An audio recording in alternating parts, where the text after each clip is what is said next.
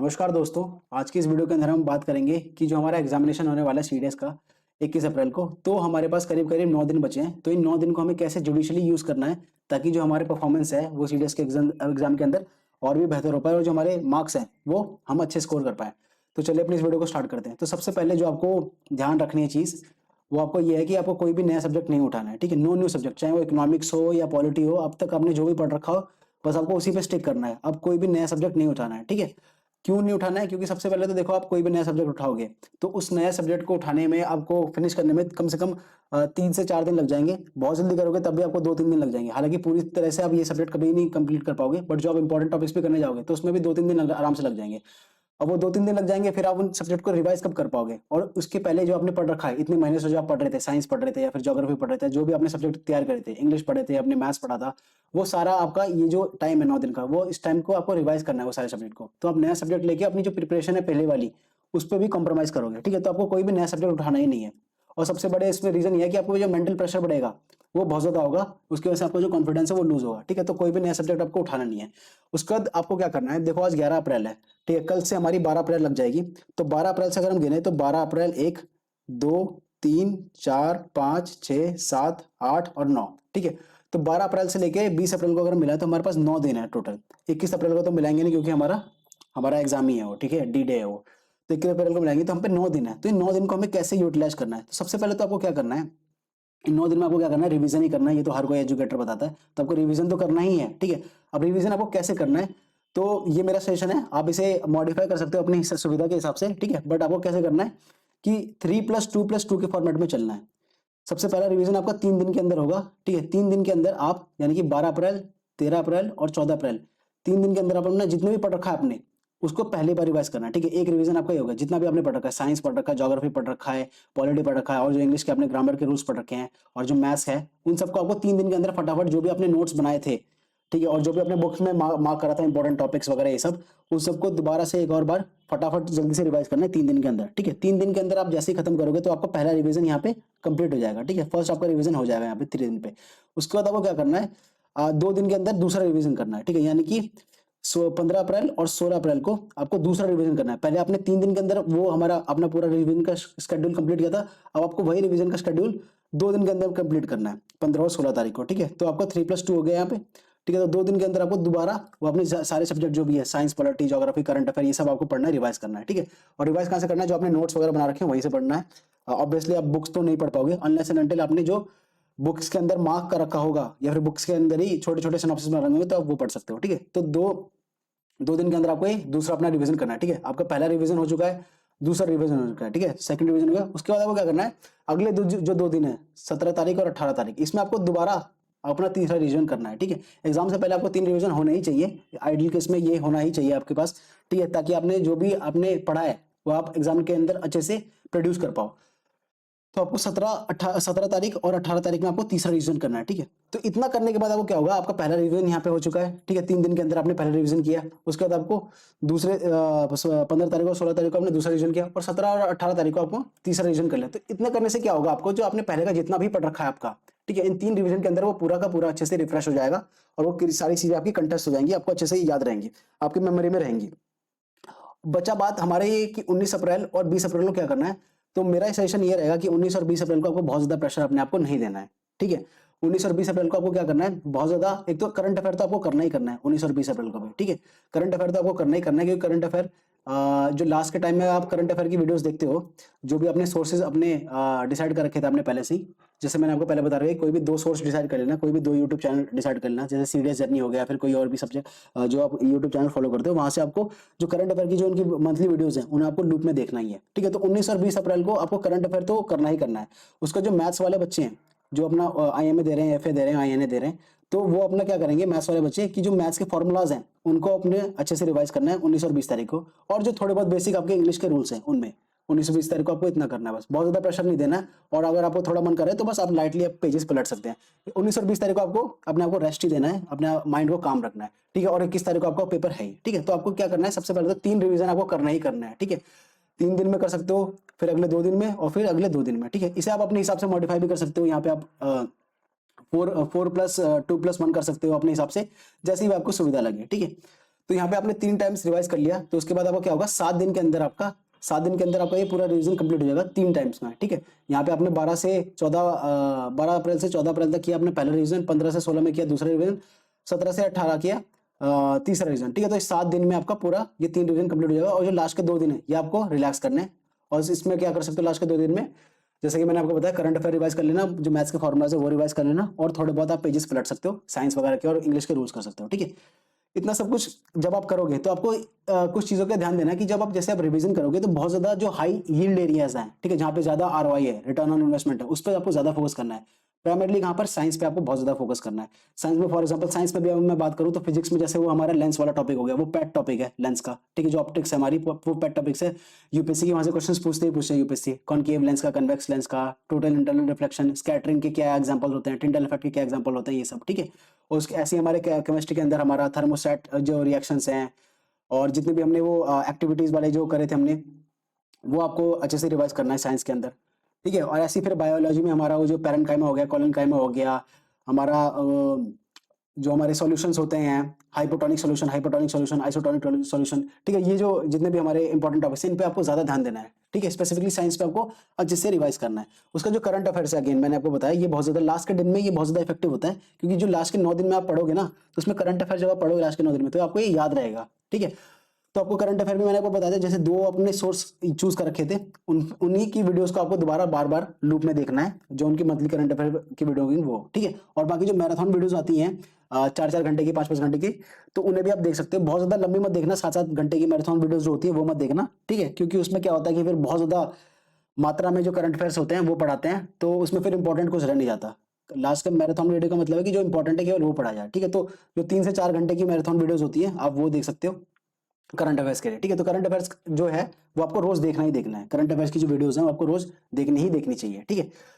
उसके बाद आपको क्या करना है, ये तो हो गया हमारा जीएस का हमारा हो गया। यहाँ पे अब आते हैं इंग्लिश पे। तो सबसे आपको क्या करना है कि पहले तो इंग्लिश सब्जेक्ट को इग्नोर मत करना प्लीज। मैंने आपको एक मार्कशीट के अंदर भी दिखाया था कि कैसे एक बच्चे की 60s में नंबर थे इंग्लिश के अंदर, और फिर जीएस के अंदर उसने 28 या समथिंग स्कोर कर रखे थे, और एट द एंड उसका जो है हमारा 89 या फिर 90 के अराउंड वो स्कोर आ रहा था, उसका ओटी क्लियर नहीं होता। बट वहीं अगर उसके इंग्लिश में 70 होते तो उसका ओटी जो है आराम से क्लियर हो जाता, ठीक है। तो इसमें आपको क्या करना है कि इंग्लिश में आपको टारगेट रखना है कि भैया 70 प्लस तो किसी भी हाल में बाय हुक और बाय क्रुक आपको स्कोर करना ही करना है। अब इसी के लिए क्या करना पड़ेगा, आपको रिवीजन करना पड़ेगा ऑब्वियसली, और इंग्लिश को इग्नोर नहीं करना पड़ेगा। अब इंग्लिश में आपको मिस्टेक क्या करनी है वो देख लेना, मिस्टेक क्या नहीं करनी है वो देख लेना। कि सबसे पहले तो क्या करना है कि कुछ बच्चे क्या होते हैं टीचर्स के प्रेशर में आके या फिर यूट्यूब पे वीडियोस देख के, जो लास्ट में क्या करते हैं वोकैब्स हो गए और इडियम्स हो गए ना, उनकी वीडियोस देखने लग जाते हैं अलग अलग यूट्यूब चैनल पे कि last 10 days most important vocabs, last 10 days most important idioms. देखो पेपर कोई भी यूपीएससी का प्रेडिक्ट नहीं कर सकता, तो लास्ट 10 डेज में जो भी वोकैब्स और इडियम्स के जो मोस्ट इंपॉर्टेंट बता रहे हैं, ठीक है, आप उनको बहुत ज्यादा उनके आर्गुमेंट को बाय मत करो, क्योंकि लास्ट 10 डेज में आपको कुछ भी रटना नहीं है, कुछ भी आपको नया नहीं पढ़ना। तो ये जो वोकैब और इडियम वाला चीज होती है, ये आपको पहले से बिल्ड करके चलनी होती है। लास्ट 10 डेज में आपको कुछ नहीं करना है, आपको छोड़ देना है, वोकैब और इडियम याद नहीं करना है। जो आपने पहले से पढ़ रखे हैं वोकैब इडियम्स, वो आप भले रिवाइज कर सकते हो, उसमें बिल्कुल आप कर सकते हो, ग्रीन फ्लैग है। बट नए आप वोकैब और इडियम याद करोगे तो वो बिल्कुल सही नहीं होगा, ठीक है। इससे आपको मेंटली प्रेशर बढ़ेगा और आपको जो टाइम है वो आपका वेस्ट होगा, ठीक है। तो आपको वोकैब और इडियम्स नहीं याद करना है। उसके बाद आपको क्या करना है, इंग्लिश में बहुत सारे बच्चों का कंप्लेन होता है कि सर जो S1 S6 जो पोर्शन है वो बहुत ज्यादा टाइम कंज्यूमिंग होता है। हाँ, वो बिल्कुल ज्यादा टाइम कंज्यूमिंग होता है, और जो मेंटली जो है वो काफी ज्यादा फटीग भी कर देता है, क्योंकि आप करीब करीब 10 से 15 आ जाते हैं, वो 10 S1 S6 हमारे आते ही आते हैं। अब उन 10 S1 S6 को आप पढ़ोगे, उन्हें अरेंज करना पड़ता है, तो आप करते करते आपका जो मेंटल स्टेमिना वो धीरे धीरे कम होता है। तो इसलिए आपको क्या करना है, इसकी प्रैक्टिस करके रखनी है पहले से ही। अभी जो आप 9 दिन है ना, इनमें आपको रोज प्रैक्टिस करना है। अगर आपको लगता है कि मेरा S1 S6 वीक है, तो आपको रोज प्रैक्टिस करनी है एक S1 S6, ठीक है। ऐसे आप रोज प्रैक्टिस करोगे तो आपकी मेंटल मेमोरी बन जाएगी और आप एग्जाम के अंदर अच्छा प्रोड्यूस कर पाओगे। ऐसे ही जो आपका पैसेज है, पैसेज भी आपको ऐसे ही करना है। पैसेज कैसे करना है, आपको रोज एक पैसेज सॉल्व करो। अगर आपको प्रॉब्लम आती है तो रीडिंग हैबिट अगर आपकी जनरेट नहीं, अगर अच्छी नहीं है, तो आपको पैसेज में प्रॉब्लम आएगी, ठीक है। तो आपको क्या करना है, रोज एक पैसेज भी कर सकते हो, ठीक है। और जो अगला जो इन सब दोनों पोर्शन के अलावा आपको कोई और जो सब्जेक्ट है, पोर्शन है इंग्लिश के अंदर, वो आपको टाइम कंज्यूमिंग लगता है, अगर आपको क्लोज टेस्ट लगता है या फिर कोई और लगता है, वैसे तो मेरे को लगता है यही सबसे ज्यादा टाइम कंज्यूमिंग होते हैं, S1 S6 और पैसेज, तो वो भी आप अलग से प्रैक्टिस कर सकते हो, ठीक है। उसके बाद आपको क्या करना है, ये सब करने के बाद आप मॉक्स भी दे सकते हो। खासतौर से इंग्लिश के तो मार्क्स आपको देना ही चाहिए। इंग्लिश के मॉक्स क्यों देने चाहिए, क्योंकि बहुत बच्चों की कंप्लेन होती है कि सर हमारा इंग्लिश का पेपर छूट जाता है। क्योंकि 120 क्वेश्चन होते हैं हमारे इंग्लिश में और 2 घंटे का टाइम होता है, और S1 S6 हो गया, पैसेज हो गया, इन सब में थोड़ा बहुत टाइम लग जाता है। तो आपको क्या करना, मॉक्स देके रखने हैं। अब मॉक्स इसलिए नहीं देने हैं कि आपको स्कोर, आपको देखें कि हमारे स्कोर कैसा आ रहा है यहाँ पे हमारे मॉक्स के अंदर। स्कोर किसी बच्चे का बहुत अच्छा आएगा, किसी बच्चे का बहुत बेकार आएगा, तो मॉक्स के स्कोर पे आपको बिल्कुल भी रिलाई नहीं होना है, क्योंकि अल्टीमेटली यूपीएससी का मॉक्स तो नहीं है ना। और at the end of the day 9 दिन बचे हैं, तो आप मोटिवेट होकर या डिमोटिवेट होकर कुछ कर नहीं पाओगे।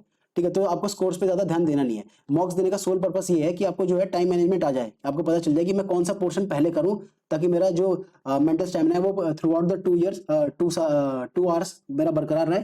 और मेरी क्या स्ट्रैटेजी होनी चाहिए, कुछ लोग S1 S6 पहले कर लेते हैं, पैसेज पहले कर लेते हैं, और उसके बाद लास्ट में अपने ग्रामर वाला पोर्शन करते हैं, कुछ लोग उल्टा करते हैं। ठीक है, तो अपने हिसाब से वो आपकी खुद की अपनी वो होगी, स्ट्रैटेजी होगी। ठीक है, तो इसलिए आपको टाइम मैनेजमेंट आपको आ जाएगा। 2-3 मॉक्स के आप करोगे ना स्टॉप वॉच लगा के, तो आपको टाइम मैनेजमेंट आएगा कि भैया कितने में कितना करना है मेरे को। ठीक है, तो टाइम मैनेजमेंट के लिए हम मॉक्स दे रहे हैं।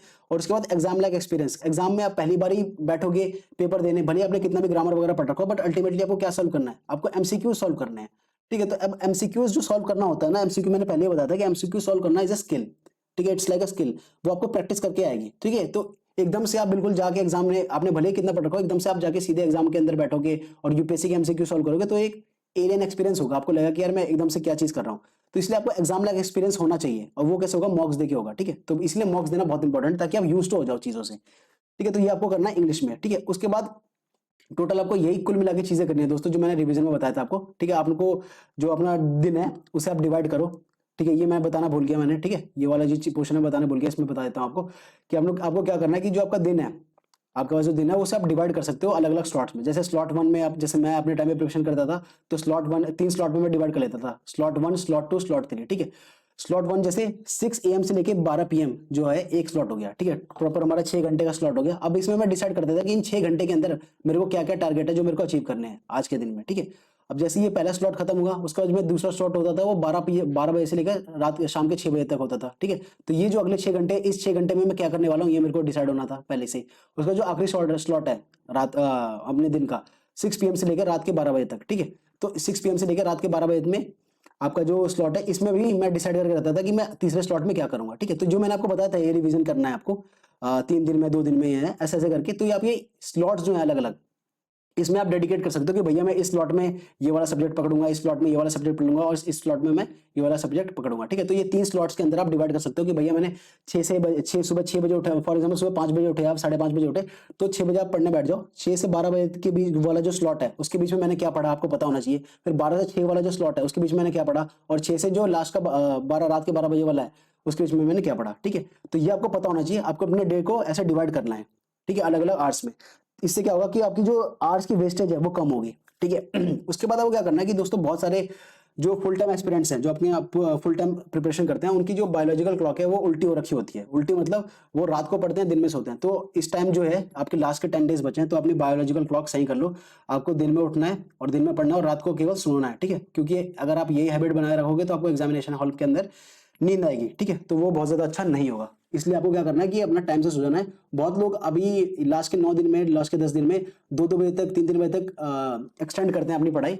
तो वो वैसे तो सब्जेक्टिव मैटर है, अलग अलग बच्चों का अलग अलग पर्सपेक्टिव है, बट मेरे नजर में लास्ट के 9 दिन में ये करना अच्छा नहीं रहेगा शायद। ठीक है, तो इसलिए आपको मैक्स टू मैक्स 12 बजे, 12:30 बजे तक अपना रैप अप करके सो जाना चाहिए, ताकि अब, क्योंकि अब अल्टीमेटली आपके पास 9 दिन ही बचे हैं। ठीक है, और फिर जो सीडीएस का एग्जाम होता है वो अपने आप में एक फटीग होता है। पहले आपका इंग्लिश का पेपर होता है, उसके बाद जीएस का होता है, फिर मैथ्स का होता है। तो 5-6 बजे आप छूटते हैं वहां से, तो आपके पास ये क्या नाम है, स्टेमिना होना चाहिए आप, ताकि दिन भर जग सको। ठीक है, तो रात को अगर आप जगोगे तो ये आपको जो है फिजिकली फटीग कर देगा। ठीक है, तो ये आपका पूरा का पूरा स्ट्रैटेजी होना चाहिए। उसके बाद आपको क्या चीजें नहीं करनी चाहिए उसके बारे में बात कर लेता हूँ। अब देखो ये जो लास्ट के 10 दिन है ना, तो यूट्यूब पे अलग अलग चैनल्स, अलग अलग एजुकेटर्स फ्लड करेंगे अपनी वीडियोस की, last 10 day strategy, last 15 day strategy, last 5 day strategy, last 2 day strategy. ठीक है, तो अलग अलग चैनल्स अलग अलग चीजें डालेंगे कि लास्ट 10 डेज इंपॉर्टेंट टॉपिक्स। तो ये सारी जो चीजें हैं इसका आपको आप यूट्यूब पे बिल्कुल ही बंद कर देनी है, देखनी है। ठीक है, क्योंकि आप लोगों को भी पता है, ये मेरे को बताने की जरूरत नहीं है कि लास्ट 10 डे स्ट्रैटेजी वगैरह ये कुछ नहीं होता।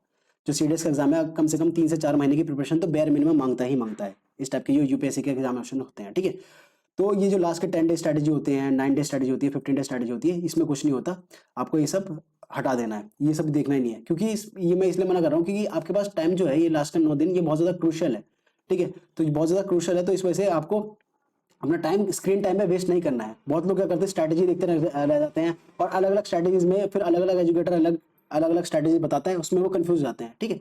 तो फिर at the end of the day वो कंफ्यूज होते हैं, वो कुछ नहीं कर पाते, फिर वो ना अपनी स्ट्रैटेजी फॉलो कर पाते हैं ना दूसरों के फॉलो कर पाते हैं, ठीक है। तो आपको यूट्यूब जो है पूरी तरह बंद ही कर देना है।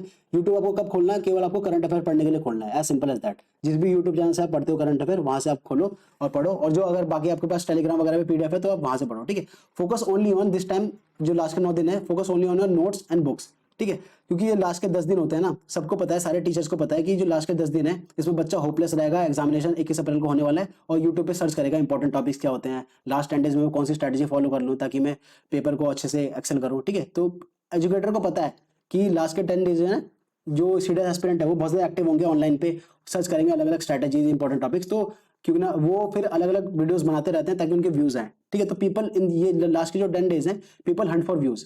तो आपको इस ट्रैप के अंदर नहीं फंसना है, ठीक है। इस चैनल पे भी अब इस वीडियो के बाद अभी बस एक और वीडियो आएगी, जो हमारा एग्जामिनेशन है 21 अप्रैल को, उससे शायद 1-2 दिन पहले आएगी, 19 या 20 तारीख को आएगी। उसमें बस थोड़ा बहुत मैं बताऊंगा आपको कि आपको पेपर सॉल्व करते टाइम क्या क्या चीज़ें ध्यान में रखनी है, ठीक है। तो इसलिए इस चैनल पे भी अब कोई भी वीडियो नहीं आएगी इस वीडियो के बाद। अब आपको बस अपने पढ़ाई पे ही फोकस करना है, ठीक है। तो इन सब ट्रैप में मत पड़ना, क्योंकि पीपल हंट फॉर व्यूज, ये जो लास्ट के क्रूशियल टाइम है इस पे, ठीक है। अपने केवल जो नोट्स हैं और बुक है, आपका पूरा समय इनमें ही अपना डेडिकेट होना चाहिए, ठीक है। और लास्ट में बहुत सारे लोग, बहुत सारे बच्चे इस टाइम पे होपलेस होंगे कि भाई क्या करना है क्या नहीं करना। तो देखो सिंपल सा रूल है कि worry only about what's in your control, ठीक है। जो भी आपके अभी हाथ में है उसकी चीज में वरी करो, ठीक है। आपके हाथ में क्या है, ये जो टारगेट है ये आपके हाथ में है, ठीक है। कि आपको ये लास्ट के 7 डेज में आपको ये तीन टाइम्स अपना रिवीजन करना है, ठीक है। मॉक्स जो है मॉक्स करने हैं, ठीक है। अगर कोई आपका इंपॉर्टेंट वीक सेक्शन है यहाँ पे जहाँ पे आपको ज़्यादा टाइम लग रहा है, उसे आपको सॉल्व करना है, ओवरऑल करना है, ठीक है। और जो लास्ट के 2 दिन है वो आपको रिलैक्स करना ही है, ठीक है। तो जो आपके हाथ में है उसके लिए वरी करो ना। जो आपके हाथ में ही नहीं है कि पेपर क्या आने वाला है वो तो किसी को भी नहीं पता। जो आपके हाथ में ही नहीं है उससे वरी करके भी क्या कर लोगे आप, फालतू में आपका एंजाइटी बढ़ेगा। एंजाइटी बढ़ेगा तो आपको मेंटली आपको स्ट्रेस बढ़ेगा और आपकी जो एफिशिएंसी है, आपकी जो परफॉर्मेंस है वो अल्टीमेटली कम ही जाएगी ना। तो इसलिए ये सब छोड़ो, प्रोसेस पे काम करो और केवल जो आपके हाथ में है, आपके हाथ में जो आपके टारगेट्स हैं उन पे काम करो, ठीक है। और बाकी सारी चीजें भगवान पे छोड़ दो, ठीक है। तो दोस्तों this was all about this video. इसमें मैंने बस थोड़ा बहुत मेरे को लगा कि आप लोगों के साथ शेयर करना चाहिए कि लास्ट की जो 9 दिन है इसमें आपको क्या करना है, ठीक है। तो मिलते हैं आपको अगले वीडियो में, तब तक के लिए जय हिंद जय भारत।